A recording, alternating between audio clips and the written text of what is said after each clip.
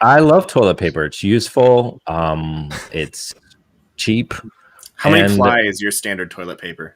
I like that plushy, soft stuff, but not like the sweater stuff that you can't flush, where you're like, you possibly use too much. You're like, oh, it's clogged every time. But Dude, those bear commercials are honestly creepy if you really think about it. They are. Like,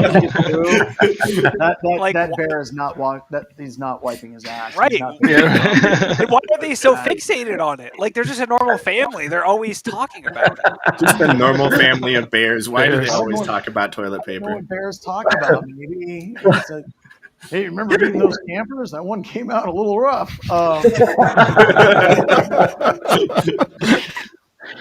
No, why are bears synonymous with toilet paper? I like my toilet paper to last forever, and just like it's angry at me. Like that's the type of toilet paper. Well, that's what happened to me during the pandemic. So we were running low on toilet paper, and I ended up buying the Scott's toilet paper. For everyone who doesn't know, Scott's is pretty much low on the totem pole, right?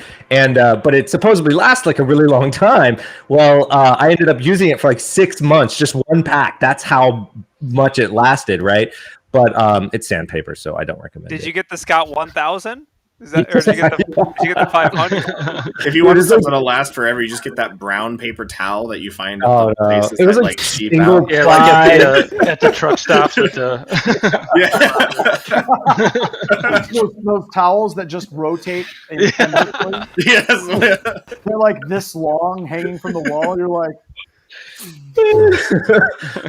So why did that toilet paper last so long? Well, I was scared to poop. That's why. The day has entered the chat. Exactly.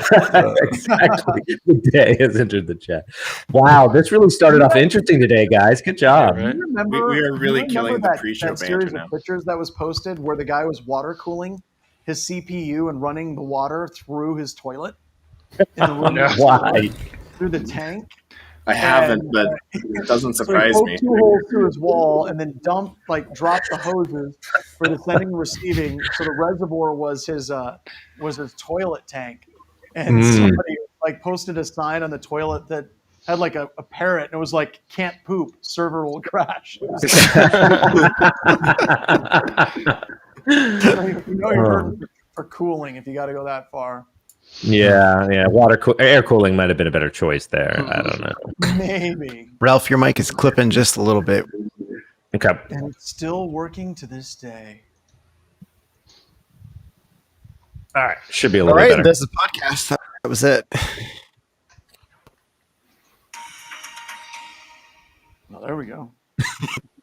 Is that the new intro music? Yeah, I guess so. Like the quality stepped down. All right. Well, that was the BBC. There was something important enough. It had to let me know loudly, apparently. Yeah. What's important is that we're starting the show, right? Let's kick it Yeah. off. BBC is saying just in BHIS news getting ready to start. Yeah, there you go. Ralph, I'm going to let you kick it off because I don't even know. I have no stories whatsoever at all. So I'm going to let you kick it off. All right. All right. Yep. You're assuming we have stories. No, we've got stories. No, we got stories. We got a lot. All right, here we go.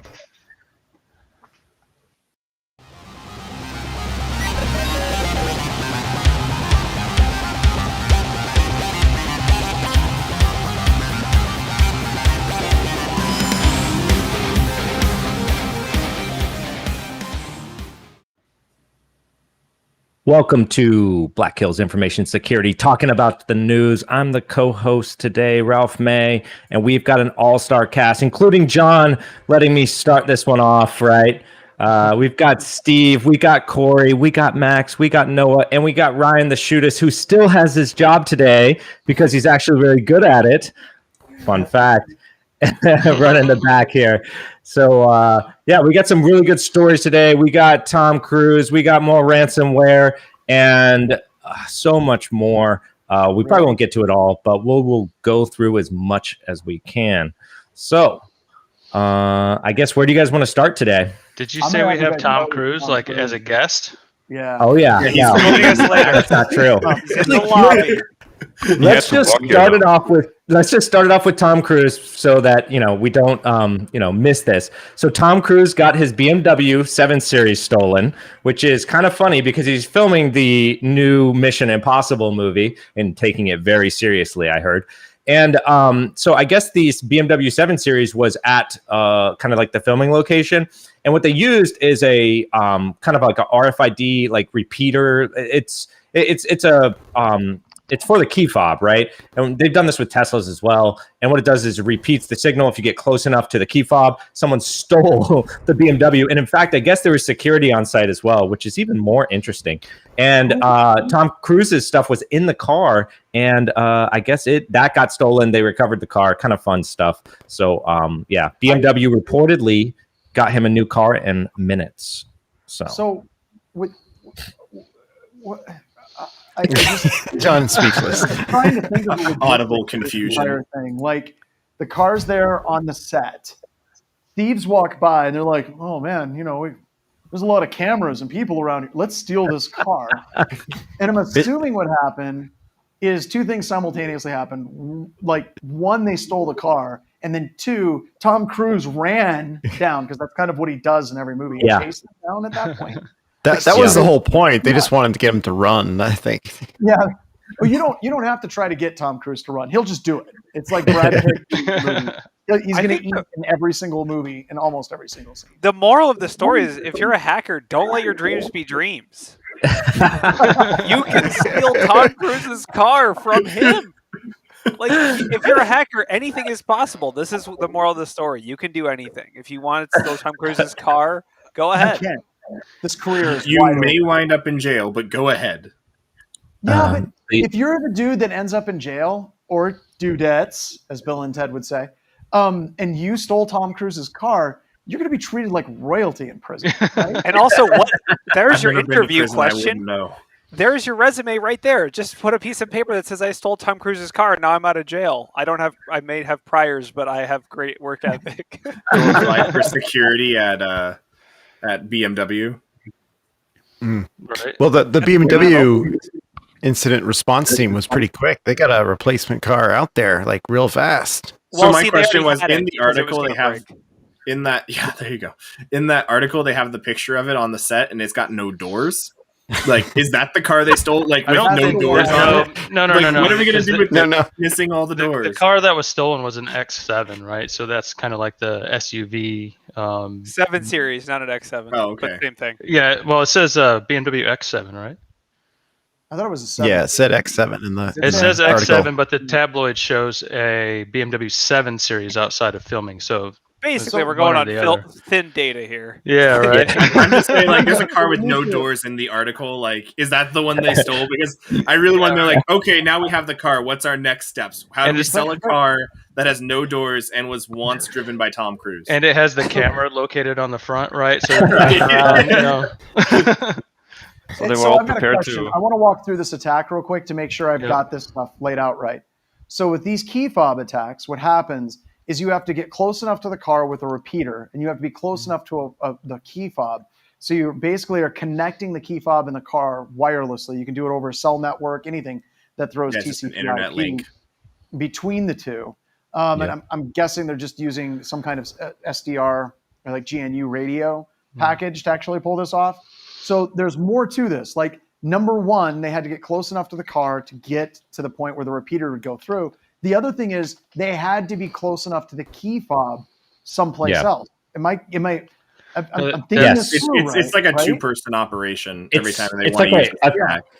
It's like a 3-person op, right? Because you got to think about it. Someone has to be there. So like you got to call it out, right? So somebody is most likely figuring out where the key fob is. Someone is getting close with the bag, and then the other person is, close on site to take the car, right? And you have to coordinate all three of those things, right? And so there's someone following the other person who has the key fob, and then the other person who is probably gonna, attack. You could probably do it with 2, but if you really wanted to be sure, you're gonna probably need a third person. Yeah. But as smart as you would have to be technologically to pull all of that crap off, right? You got 3 people, you're working together. It sounds like, you're breaking down Ocean's 11, right? You got to have one person in the car, 3-person operation. You got to do this. And then at the end of it, The car has built-in GPS, so they can track where the freaking car is. I just can't see these thieves like sitting around and being like, "Oh crap, we were so good at all the other tech. We completely forgot it had GPS and it could track This has to be GPS. back to our house." Like, God, don't you think somebody would have thought that every time, Bill? You forget that one thing. It had to just be like a drunken, like a project that just went too far. It was like, what if we have that from that gig we did. Wait, what about this? Oh, why don't we just do it? Oh, he's right here. And like everything just fell into place. Well, yeah, like, do you think this is really targeted against Tom Cruise, or was this a matter of, opportunity? They're by the shopping, because they were within walking distance. So like John said, you got to be close. So within the shopping center to the parking lot, somebody was able to relay that key fob. And we've seen it a lot on, if you go on the news on YouTube and stuff, you can see previous takes where they walk up to your house, right up to the door, and they've got it to relay back. And like Ralph said, there's usually a three-man crew. You know who's in the perfect position to pull off this attack, though? Just real quick, like the prop guys, because all they have to do is walk up to Tom Cruise and be like, "Hey, put this in your pocket. It's very important for your next shot." Like, puts it in there next to the key fob. Then, you could do it with one guy in this particular situation, because now you have your relay in the pocket. Then you just walk over to the car, open it up, and drive away, and be like, "See, I told you so." All right, John. New swag idea: key fob tinfoil hats. There we go. Nice. Little tin, you can put it in. But we've discussed the tinfoil hats thing. It only amplifies those frequencies. Gold foil. We need gold foil hats. It's going to be an expensive merch option coming soon. Yeah. So we need to get a Wild West Hack and Fest lab where we do this. Like we intercept the key presses and replay them for breaking into a car. We've got that. But we really, really need to set up a lab where we can actually have like a Tesla key fob system that we can intercept or something to play this. Depending on how like complicated of a system you're doing it, you can actually do this with like 2 Raspberry Pis and like some guitar wire. I did it with like an older car at one point as just an experiment. MacGyver style. No, you really can, because like it's got certain frequencies available to it. But yeah, especially if you're like an SDR radio module, that would be ideal. But yeah, 2 Raspberry Pis can totally build something out. So would you use GNU Radio for this? Or? Yeah, when I did it, I just did. Now that one was not quite the same as the full relay attack, but I did do the relay. It was just less exciting because I pushed the unlock button and then like relayed it across like a distance it couldn't normally relay that far to, and then it unlocked. So HackRF, I don't think would work for this, right? Because HackRFs are not bidirectional. You'd have to use like an EDIS board or something that can send and receive on both sides, attached to the Raspberry Pis, correct? That to my knowledge, I think so. It's been a while since I did that project, but yeah, it should be something we could totally set up a lab for. Yeah. All right. We just need Tom Cruise. We just need to get Tom Cruise. That's an integral part of this whole thing. Without him, it would never work. That's all I have to say. You know what? We'll try. We'll see.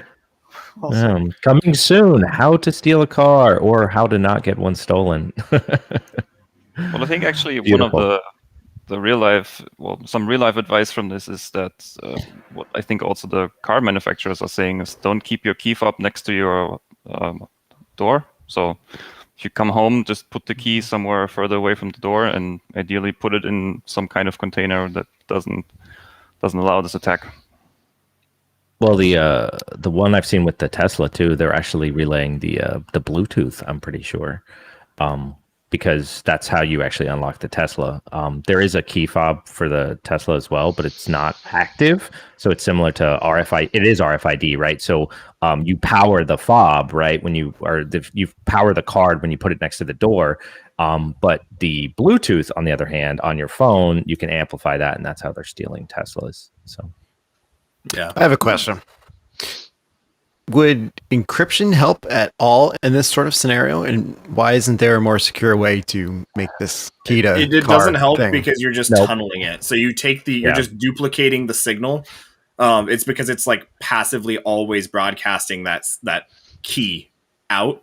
And so all you have to do is just get a copy of it in real time and then send it to the car. So actually latency can be a bit of a pain, but that's about it. That data is certificate based, like your car has a certificate and your key fob has a certificate and the encryption. Right, but it's a man in the middle attack is what this sums up to. So it doesn't matter. You're in the middle. You'd have to Yeah, have there like is- two-factor. It's Your not car really would a have to have man-in-the-middle two-factor. either, because you're bridging the wireless signals. So it's not Yeah. like you're going through a routing intermediary. Like if you think about man-in-the-middle attacks on web servers, if you're trying to man-in-the-middle that attack, you're going to get server errors. With this, you're literally just passing the signal back and forth to make it do what it does, and it really only does one thing passively, and you just allow it to continue doing that. The only way to get So- around it is two-factor. You have the key and you have like something else. Yeah, like so- key and- no one would Well- do it. No one would want to No, no, unlock But the then so- all car. you'd have to do Blood. is just set it up as a bi-directional system. So that way, the car, like if you wanted the car to verify your key, you just say, No, I mean, okay, like, now I key have a and second code. repeater. Key Oh, and okay. code. No. Like key, you have the key and then you press like 1, 2, 3, 4 Yeah. on the car. That would be Yeah, so that's or use that's how biometrics or something. So that's how the Tesla works. Tesla has the option to enable a PIN, okay? So that when you get into the car, you have to have the key and then you have to enter a PIN, okay? That makes it almost impossible to steal it because they would have to figure out what the PIN was. The PIN doesn't have to be complicated, but you got to realize that someone had to stage this up. They get into the car, they're ready to start, and then it's like, well, enter the PIN. And they're like, well, we didn't go that far, right? Although if it's just a code, Unless they it's can your just video friend, you. you Yeah, they can get- video You you. only get passwords.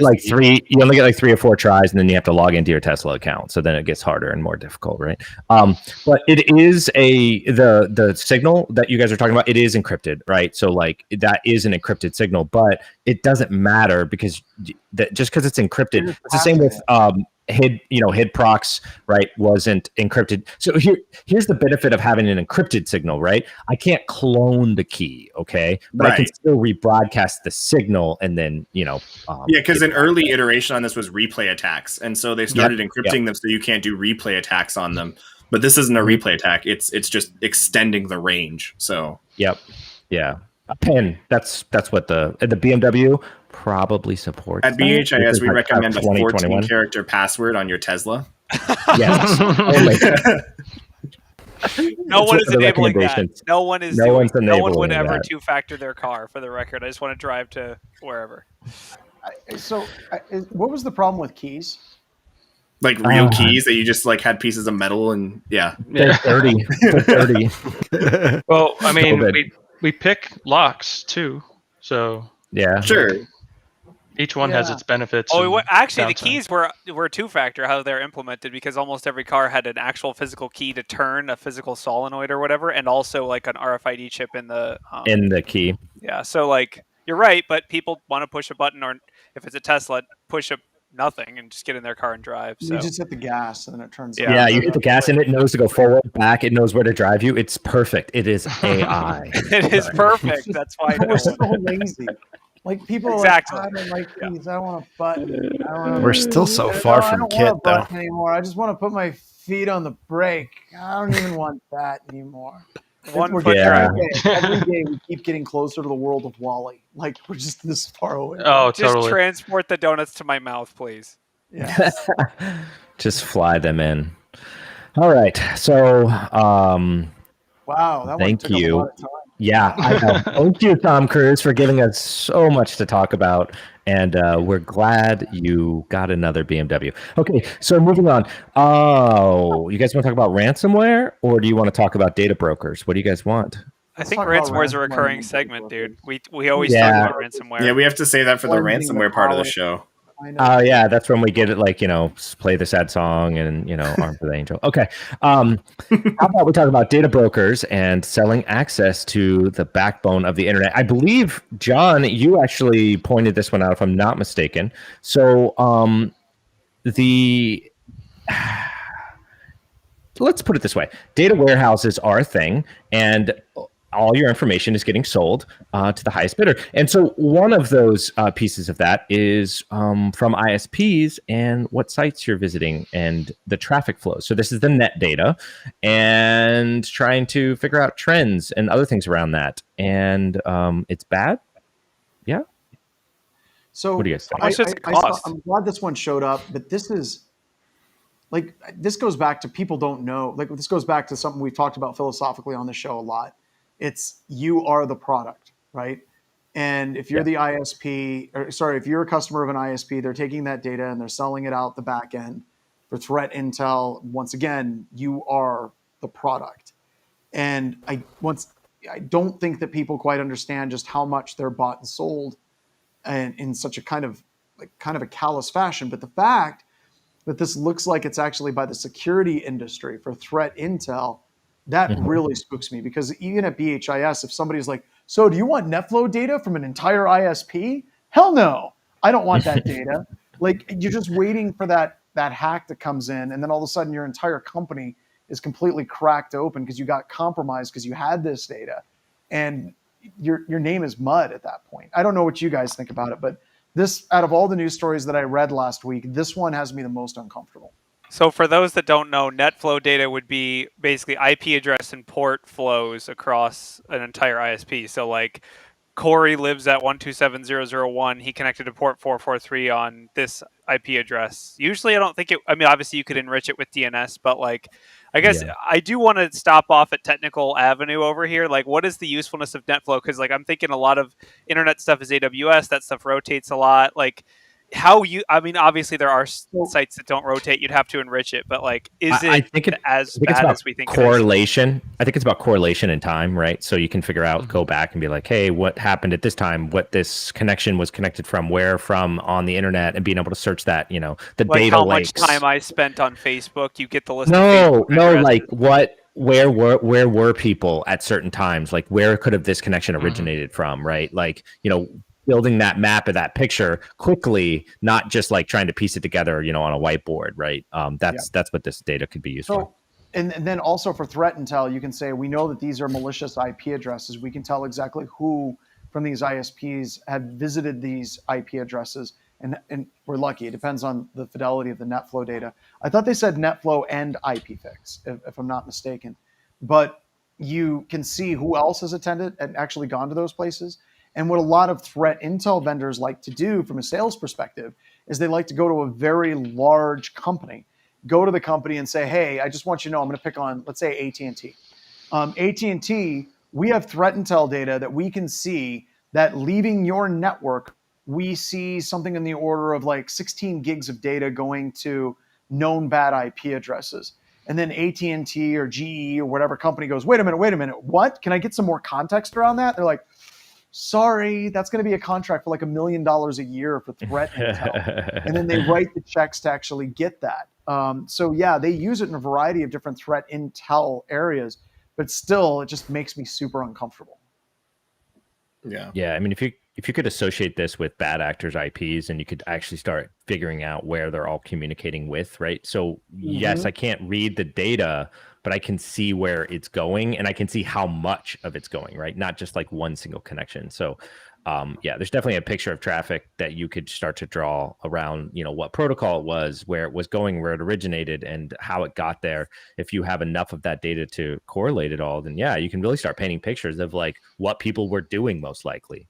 Yeah, I'm assuming it's commercialized as probably advertising, right? Like they're probably like, oh, you spend a lot of time on websites related to dogs. Let's send you dog ads in the mail or whatever. There have been documents of ISPs doing that, where they'll sell your they'll give like an internal DNS resolver, and they'll use that and sell it to ad agencies to help get ad recommendations and stuff like that. Yeah, because if you can gain access to the NetFlow data and you can gain access to the DNS data, if you can get both of those data sets, you can actually correlate the two. And we do this at Active Countermeasures all the time with Zeek data. And then you can actually see not only that this person went there, what they were looking up and what they were doing. So there's a lot that you can mine for this, and understand that a lot of this data doesn't exist in a vacuum in and of itself, but they're actually taking it and they're correlating it and enriching it with other data sources as well. So it's not just by itself; it's being used in conjunction with a lot of other data sets. Yeah, so I use the Zeek data quite a bit in hunts and stuff, and you can get all sorts of data where you can start taking like the DNS logs, pairing those up with your HTTP logs, and then you can start to get a much broader picture of, okay, I have now a full URI of the site you visited, so I could go to that page and figure out where you downloaded that file from. And if your ISPs have that information and they sell that to someone, now whoever they sold that to has that same information. So So this episode's sponsored by NordVPN, right, guys? No, I'm just kidding. Raid Shadow Legends. Use VPNs if you're worried about this. Use VPNs, and you can also enable DNSSEC or TLS DNS over TLS. This article says that they're tracing malicious activity through a dozen or more proxies and VPNs. So your VPN has to not sell your data too. That's huge, actually. And how much data? How many petabytes VPN, or whatever data are we talking about that this has to search through? And like how far back would it go? I would assume easily petabyte scale, if not bigger. You'd have a ton of data, but this does raise. Corey brought up a huge point though. Like all these, these free VPN services, they're almost as good as nothing, because what they're doing is they're saying like, oh yeah, we'll hide your information from your ISP. But then we're going to turn around and sell it to the same people, so that way at least we get paid for it now. That's why you need to, if you're going to go with a VPN, especially a public VPN, you need to make sure that you trust them. Alternatively, you're almost far better to do something like DigitalOcean and like tear it down every night with like some automation and rebuild it every night or whatever. Yeah. But there's so many better options than public VPN. But if you do, you need to make sure you trust them and have a relationship with them. That's a better relationship than you have with your ISP. Otherwise, you might as well just use your ISP. I call my VPN every day. I don't browse the internet unless I'm 3 VPNs deep. and routing through Tor. That's pretty deep. No, actually, as a fun fact, I make extra money running a Tor exit node. You know what I mean? Like a little profit. I don't know. ISP's over here like, what are you doing, dude? You are doing a lot of bad things. Like I'm not doing those things. That's a Tor exit node. One of my favorite stories that I've heard, kind of like ISPs talking to people, is Fyodor, the author of Nmap, has a habit of like port scanning the entire internet regularly. And rumor has it that one time he was scanning the entire internet and his ISP called him and they said, look, your network is infected with a botnet. You have to shut this down immediately. And he said, well, my name's Fyodor. I wrote this tool called Nmap and I'm scanning the entire internet. And then rumor has it the ISP was like, oh gosh, we're fans. So now they let him scan from their backbone instead of his own network. So that perfect. That would be so epic. Yeah, I would like to get to the level where I have that level of cash in the industry, where people are like, "Oh, you're John Strand. Well, here, have access to our backbone. What would you like?" I'm like, everything. You're like, I just want internet. Can I have just want internet, please? I just want high-speed internet at my house. They're like, sorry, no can do. No, That's possible. Yeah, that's not possible. Yeah, we're gonna have to wait 3 more years. No. It's on our roadmap, though. Don't forget it's on our roadmap statement. Yeah, it's on our roadmap. Yeah, we're planning on bringing fiber out in your place in late 2025. So you just got to sit tight till then. Jeez. Speaking of being too big to fail, what about Microsoft? I guess their cloud offering. Microsoft's been doing so good recently, but. Hold on. Let me bring the picture together. Okay, so we have Microsoft on all their recent vulnerabilities, sad, and then we have their cloud. And what if we combined those together and we brought a new vulnerability that's affecting the Cosmos database? So I guess hold on, pause for just a second. I want everybody who's watching to take a couple of moments, put the camera back on Ralph, and I want you to notice that Ralph looks happy. He's giddy. He's got a twinkle in his eye. And I want to make it very clear to everyone watching this that whenever you see someone who breaks into places, who's that giddy and happy, what is about to come out of his mouth is not good for everybody else. So Ralph, continue and tell us about this Azure nightmare. Yeah, so Microsoft has announced that there's a vulnerability in Microsoft's Azure flagship Cosmos database, right? And there is a current vulnerability that is offering the ability for attackers to read, change, and even delete information in some of these databases.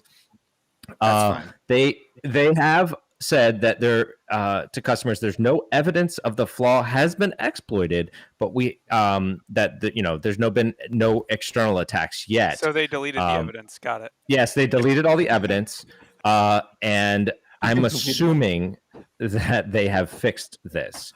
Those guys that were stealing Tom Cruise's BMW? These guys are not those guys. Perfect. So yeah, this disclosure doesn't come after a bunch of other bad news. Nothing bad has happened at Microsoft recently, and yeah, this is they paid this this is bad. researcher, correct? I think. Paid them to be quiet. Yep. Paid them 40 grand. Well, they were like the I think I was former on the wrong link. CTO of Azure Security or something. It says in the article, which I thought was interesting that they pointed that out. But yeah, If this is a bug this bounty brings up the program, topic. how much would this be worth? Like if Wiz Security decided to go and try to get a bug bounty from Microsoft, like is this? No, they paid him like a or them some coupons? 40,000, right? For finding the flaw and reporting it is what they're saying. 40,000. Yeah. Now, I'm yeah, going so back to, is 40,000 enough? Really? Compared to the amount of damage this could have done to Well, how the much whole is the customer data base? worth? How much is the Right. data worth if you sell Oh my it? God. like, Microsoft sells it for pennies on the gigabyte. So What's funny about this, and Corey will like, is that this actual flaw was in the virtualization tool called Juniper Notebook, and that has been available for years and was enabled. It was interaction between features, right? You have two as a Yeah. service offerings. Mhm. This is like a classic yeah. cloud. I'm sure this is covered in the Cloud Pen Testing 101 class. You have two as a service offerings that interact in a feature-rich way that security is not going to play well in those two situations, right? You have Yep. Jupyter, which is like basically a run your code, enter it here, and run it in our environment, and then you have a database, which those two things are like, we're meant to give data to people and we're meant to run code. That's like a very difficult security posture to design. So could we all hypothesize that we're going to see more cloud exploitation like this, right? That affects lots of people because This is I'm pretty sure the cloud is this is just the a last fad. one. The This is cloud's the just a last fad. Easter It's egg of going the to go hunt. away. It's over. Yeah, infinite okay. scaling as a service offering. What could go wrong, right? Nothing. Nothing could go wrong. Everything scales infinitely. It's accessible anywhere by anyone. There's nothing wrong with that picture. Microsoft's just having a bad couple months, they're just in a bad spot, but They're everything's used going to to get it. better. Honestly, this is good press because I did not know that Cosmos DB even existed. I don't know about you. Welcome to the cloud. A ton of using- services you've never used. I've been using Cosmos DB as a C2 for ages. Oh, well, you're burned. Sorry, buddy. Where you data, been? your C2 data, it's in there. Yeah, it's in there. It's at risk now. Oh, it is at risk. All of those beacons have been exposed. So many Fun stuff. What? No, I love beacons. Alrighty. So what else do we got today? Do we want to talk about the 5 different malware families that are targeting Pulse Secure, right? So according to a recent report, threat actors seem to be exploiting multiple vulnerabilities, CVE, a bunch of CVEs that affect Pulse Secure, including buffer overflow, arbitrary code execution, tons of fun stuff. So Pulse Secure is on the attack, and the remediation is upgrade your VPN firewall. I think it's interesting that when things like this, I didn't realize that they got acquired too. A lot of companies that we've tested or I've tested personally have Pulse Secure and set up. And this is one of those patch management items, but it's kind of like they put everything on the line with these VPNs, right? Right, and we've seen Pulse Secure, I think, with the CVE almost every year. So, and since this is the entryway into most networks, right, VPN, it's going to be highly targeted. So, yeah, we're going to see these mass scanning opportunities every time a CVE is released for, especially VPN. Well, at least until we can get rid of the VPN to an extent, but what, we're going to get rid of VPNs? What is that? What is that going to entail? Not entirely, but with negative the surface area. Haven't you heard of negative trust? Yes. Negative trust. All right. It's like beyond zero trust, right? It's beyond. It's infinity trust. Can we call it like that? Like infinity trust? Just so much trust that you forget about security. Hold on. There's actually a vendor Just checking out the list of trademarks we registered. No, I'm just kidding. Yeah, no. And then when I said like when we get rid of the VPN, I really meant we're going to reduce our surface area, hopefully, because we still can't prevent people from port forwarding 3389 out to the internet. So we're not getting rid of VPNs, but well, yeah, it's required for business purposes. Right. So years ago, I was at RSA. You know, we talk about buzzwords and things like that, like zero trust and negative trust. And Marcus Random is at the Tenable booth, and I want to say it was Fidelis on the other side. I could be wrong on that, but I think it was Fidelis. And he's like laughing his ass off, and he goes, "You guys have got to go around on the other side." I was with Paul Isidorian, and you guys got to talk to these sales reps. And what they were doing was selling negative day threat protection. So they had this like all over their booth, absolutely everywhere. It's just like negative day threat protection. We detect attacks before they're 0 days. And we went over and we started talking to this team, the sales team, and they brought over an engineer. And I'm like, could you guys please explain to us what the hell negative day threat protection? Kind of like Tom Cruise, right? Pre-cog. And, you know, and the tech is trying to explain it to us. He's like, well, the 0 day is whenever it's released and there's no patch. We actually detect it before that. I'm like, before it's released? Like before it's in the wild? Like, how do you do that? And he finally just stops and he goes, look, guys, seriously, just let this go. And I'm like, why? He goes, because what happened was a bunch of the engineers had like this great big huge whiteboard, and they wrote a whole bunch of buzzwordy, bingo-y type crap, and they were writing jokes on the whiteboard. And one of the engineers wrote in great big huge letters, "We provide negative day threat protection." Well, somebody from marketing walked by and saw that joke board and just ran with the idea and just basically built it out. And that was literally what they were trying to market at RSA at one of the conferences. So you talk about like negative trust. You said it. I'm willing to bet in the next 18 months, because we uttered it here, there's going to be a vendor that's going to start talking about this and start selling products on it. So we should trademark it? All right. I think we should, because then we can sue them into oblivion. Negative trust. Yeah, we could get a few years out of that, I think, before someone goes down the route. Yeah, until someone goes, no way, we've made it better with positive trust. I like the 2.0. Did you guys see the comments like negative trust? The more I know about you, the less I trust you. That's pretty much my default trust stance. So it's like it's on the VPN, the slower we make it because we trust it. It's like UBA where they just start throttling you after you go to CNN. They're like, you got half speed now. You go to like I don't know, some cat enthusiast costume website. They're like, all right, you're But you know what? It is actually a real thing. Like I'm on an article right here, Journal of Applied Non-Classical Logics.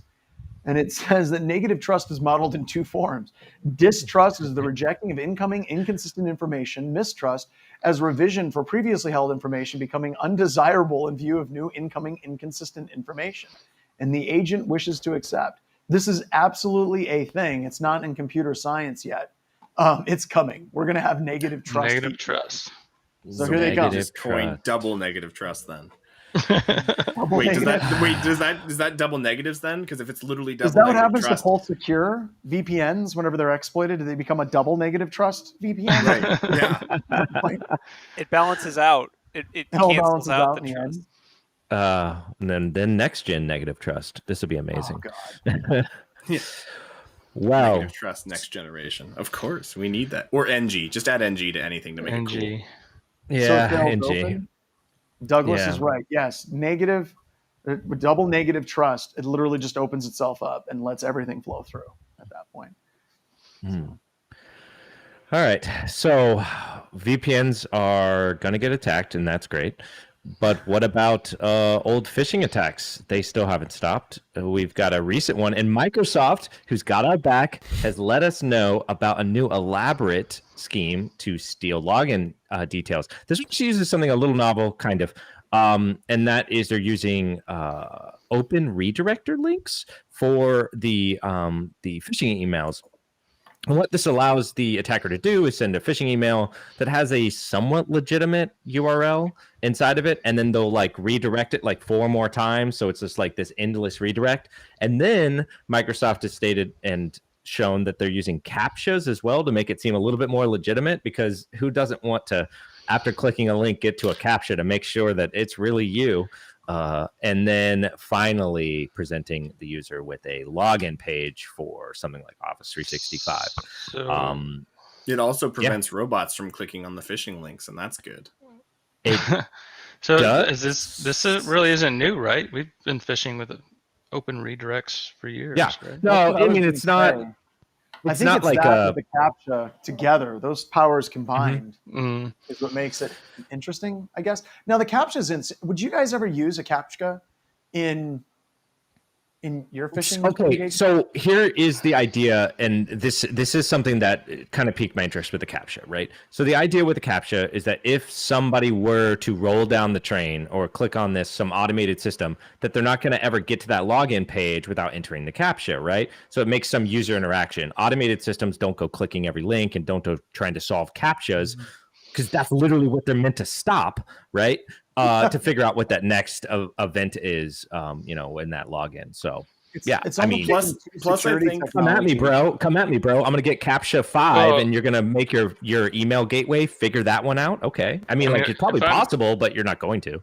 Yeah, there's something with this too. Then the fact that, like, I feel like a user would click this link, see the CAPTCHA, and be like, "Oh, of course, IT would make me do this CAPTCHA. They have me do this." Like, that's and, the like, thing. they just trust it more simply just because of that. It almost. I'm like, I can see this. Well, I can see this working. Does it mimic the actual site? That's the point, right? If you're going to be phishing, you need to have your target site match whatever they're supposed to be logging into. So if there is a CAPTCHA, then yeah, it makes sense. And I get the whole point of putting one in front of there to block.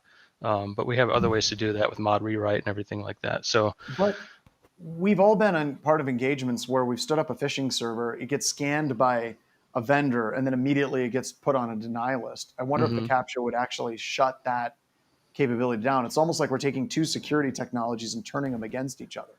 It's good enough. I'll give it a shot. Next phishing engagement. I'll do it. Why not? It's worth a shot. Just please do me a favor, Corey. Don't do the ones where it's like, pick out all the bicycles, because I hate them. Okay, not the H CAPTCHA. That won't work to fish John, because he'll just be like, forget this, and he'll close Just the like tab. F it. I like the one where it's like a puzzle piece. You got to grab it and drop the puzzle drop piece. it over there. Those are And my then favorites. you're faster than everyone else. You're like, I know.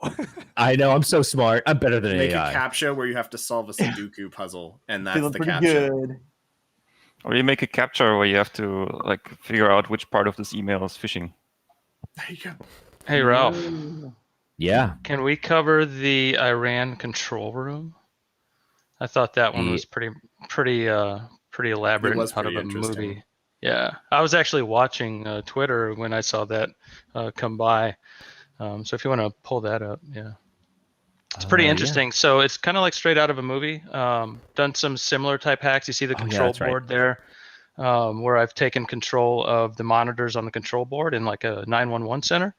But in this case, it's a prison, and you can watch the control board change as they're taken over. When we see the one right there is running Windows 10. So interesting. I wonder if we could zoom in and see what started right there. software So there you go. A blue screen on the bottom screen down there.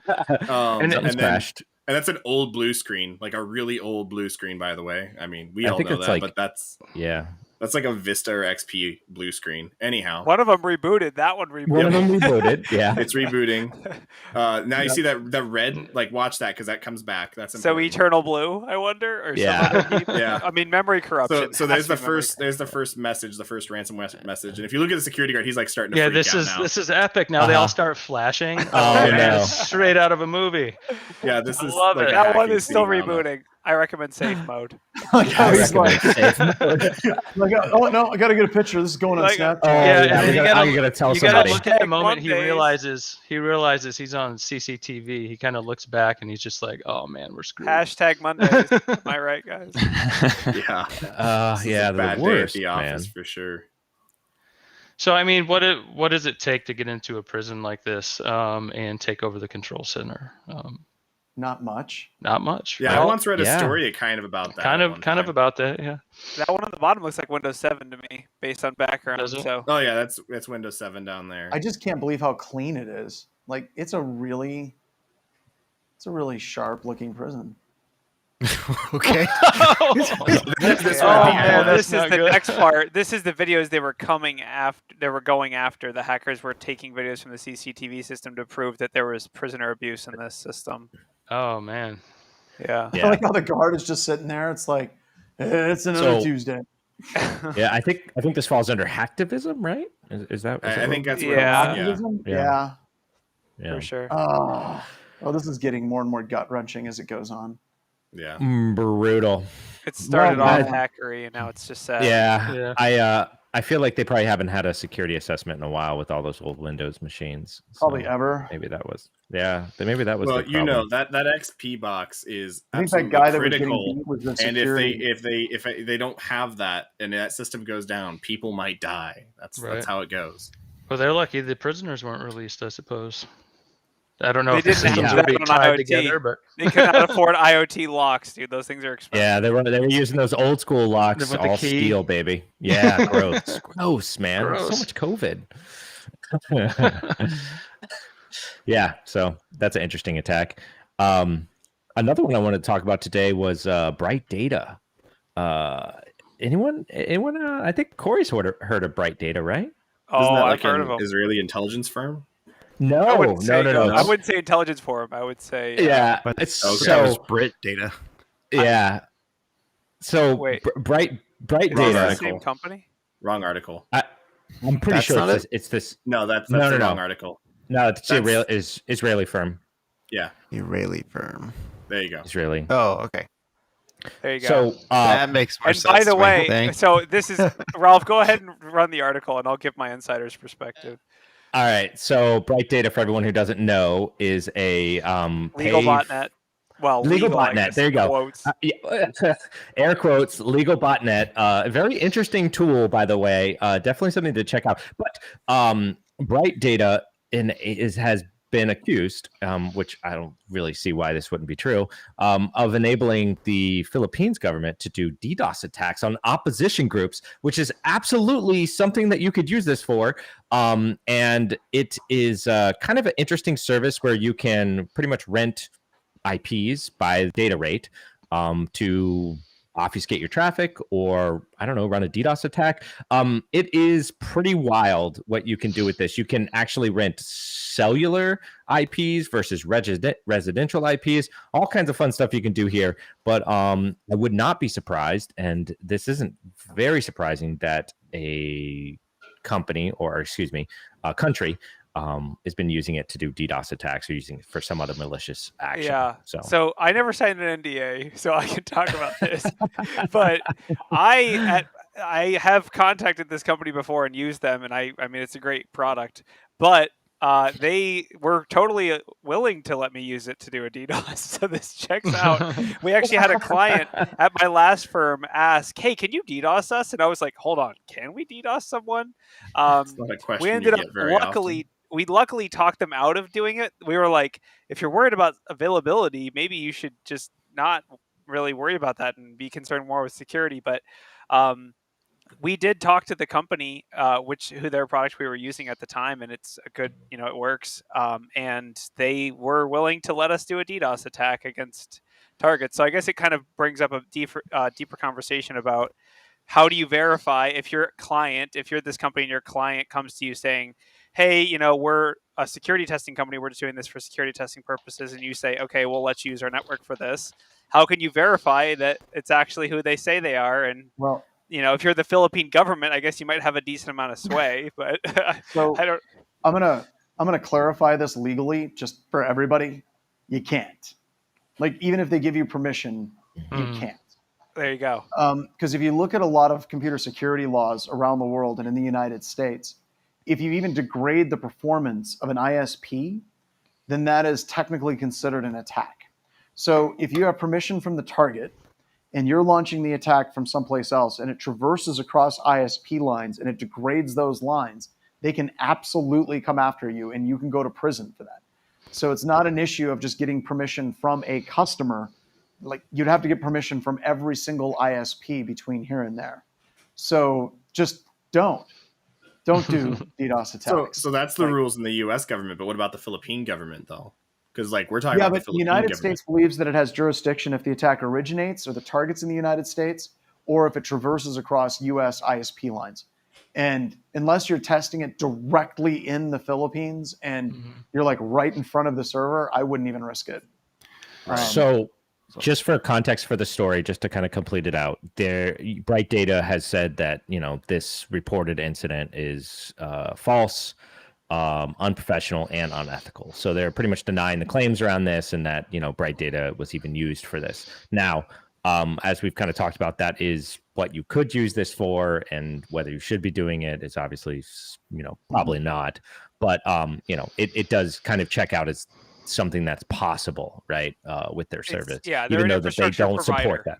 They're an infrastructure provider, and actually, just to give you behind the hood of how it works, basically the product by default only will let you hit individual ports, specifically 80 and 443, and maybe some other common web ports. To get like actual raw stuff opened up, you have to the product doesn't do that by default. So they would have had to directly contact or directly work with the company to allow them to directly use it to target in a DDoS kind of way. I mean, I guess they don't define what a DDoS is. I mean, I don't know, but as an infrastructure provider, you have to police this stuff. If you go spin up a DigitalOcean instance and start to, you know, DDoS from it, they're going to be like, hey, no, don't do that. They're going to police it immediately. So would low orbit ion cannon work over this? Yeah, just make sure you set it to 127.0.0.1. That's the fastest DDoS you can run.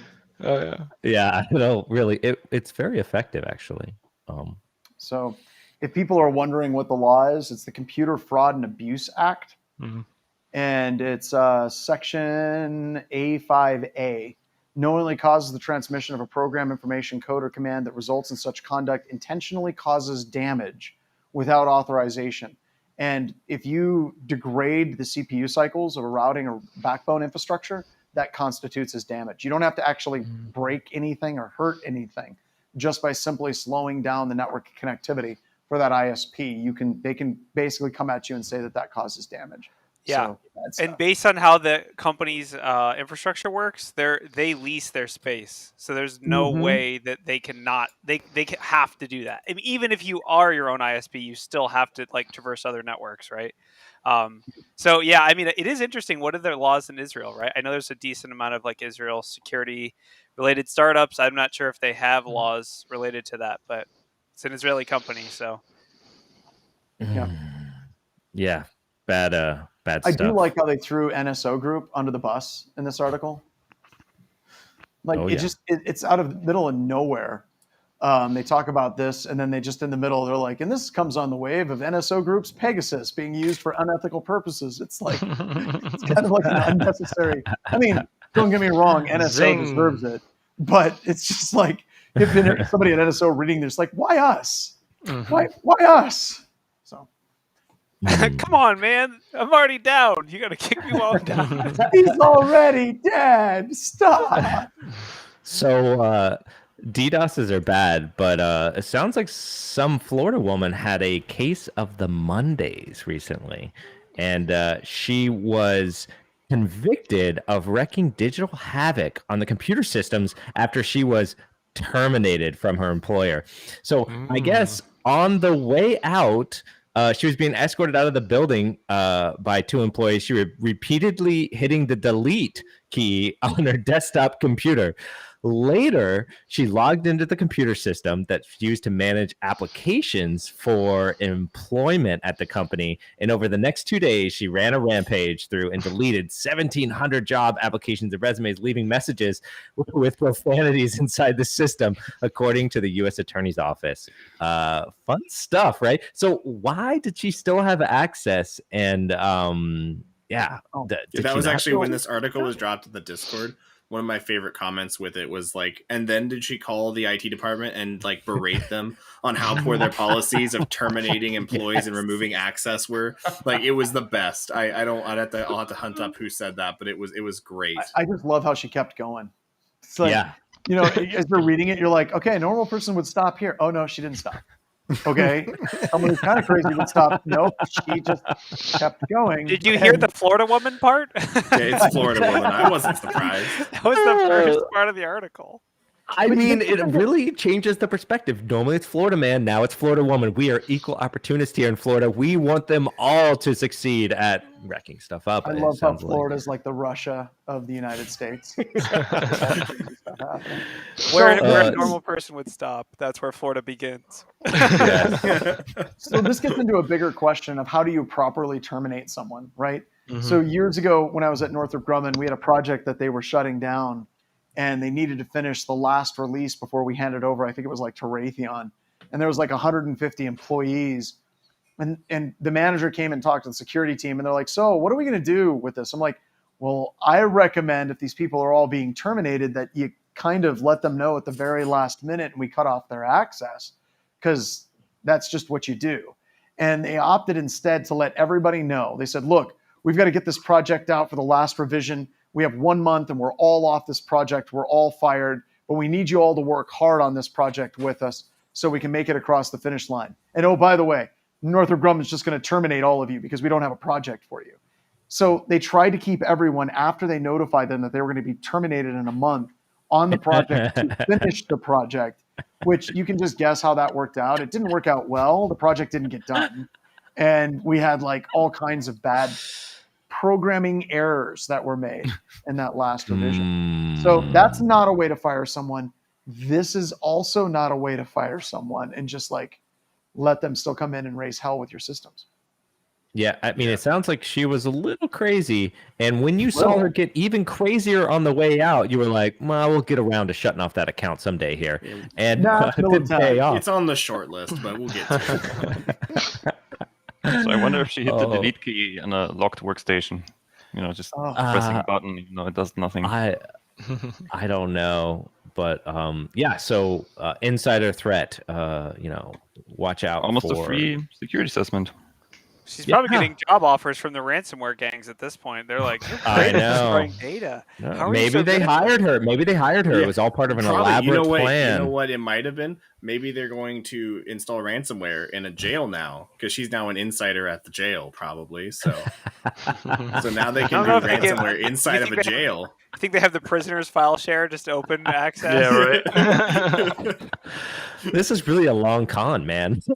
Yeah. Really looking for the weak spots in in this prison, right? Oh gosh.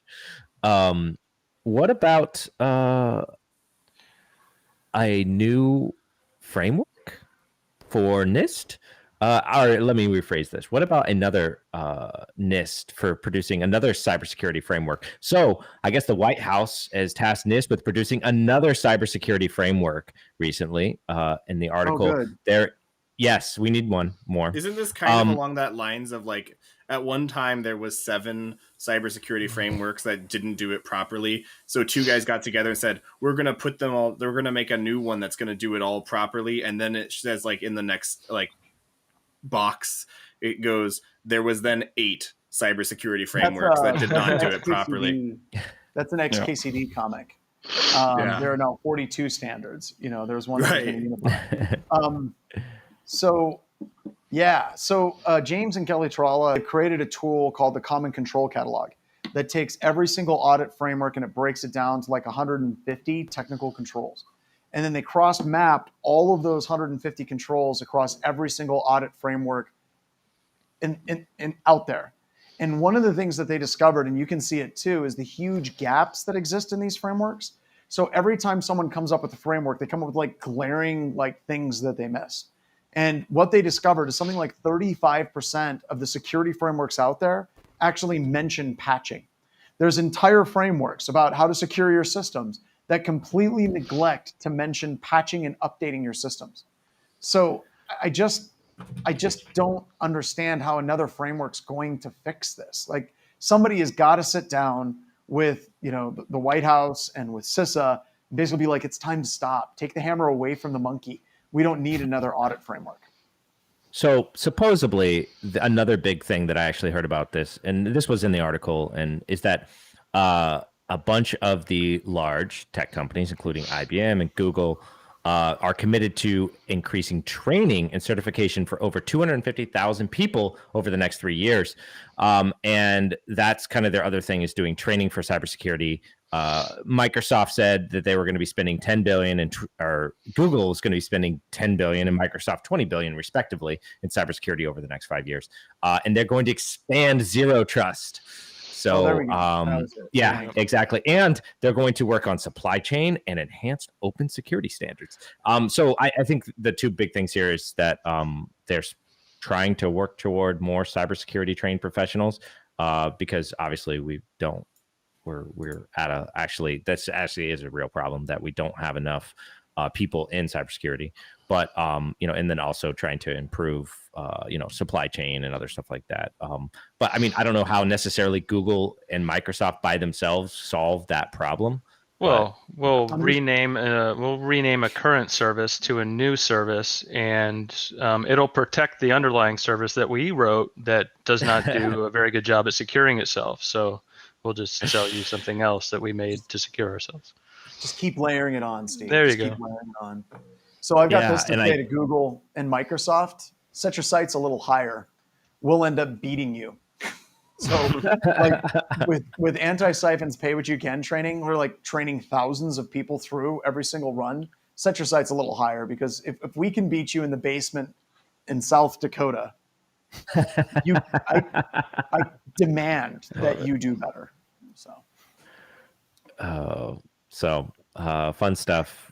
More frameworks. Well, that's going to solve things. I don't know. I just we do need to get better at these things, and I mean, I guess it's good to talk about it, but how much will it cost? We'll see what happens. Only 20 billion, 30 100 billion. It's a discount. All of it.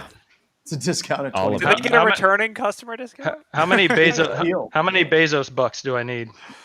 Like 3 Bezos bucks. I mean, he's got lots of bucks, Barrow. Yeah, he's got bucks we can't even think about, right? What is it? I heard somebody say that if you make less than 4 million a year, you're poor. What? Relatively speaking, yeah. Relatively, when you compare it to Bezos, you're like, dude, like you are so poor. I don't even know how to put this in perspective for you, man. If you can't give $1 to every human on Earth, then you're poor. There was like a social influencer that had this video about how whenever he goes out with his friends, he lists out how much money they all make and what activities they're willing to do, and he scrolled down to the bottom and he goes, here's our lowest paid friend. It's like they call him like Broke Bill or something, and he only makes $175,000, so he's not willing to go in on Learjet with us whenever we rent it to go off to Europe. And that's whenever you realize that like there is just this skew. Like you think you've made it pretty well in your career, and then they look at you as you're just one hair above people sleeping on the street in San Francisco and peeping on the corners, right? Yeah, that Learjet, you're gonna have to get into the back with steerage, right? You gotta get ride with the luggage, $175K, get out of here. Oh my gosh. All right.